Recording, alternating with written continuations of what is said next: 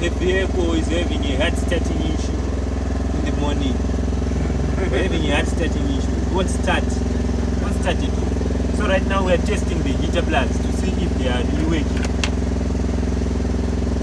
It's number 3.